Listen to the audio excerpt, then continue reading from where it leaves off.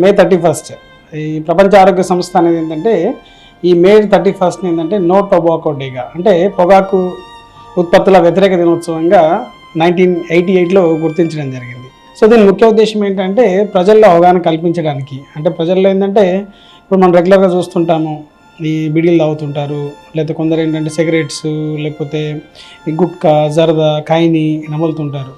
అంతేకాకుండా కొన్ని గ్రామీణ ప్రాంతాల్లో ఈ తంబాకుని ఏంటంటే అదో పౌడర్ లాగా చేసుకొని పళ్ళు క్లీన్ చేసుకుంటుంటారు. అంతేకాకుండా కొందరు ముక్కు ద్వారా పీలుస్తుంటారు.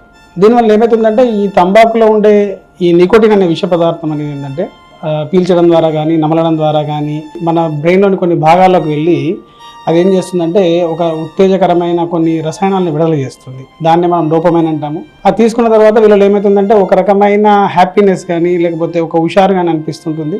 కానీ దానివల్ల ఏమవుతుందంటే అది ఒక అలవాటుగా దానికి బానిసగా మారడానికి అవకాశం ఉంటుంది.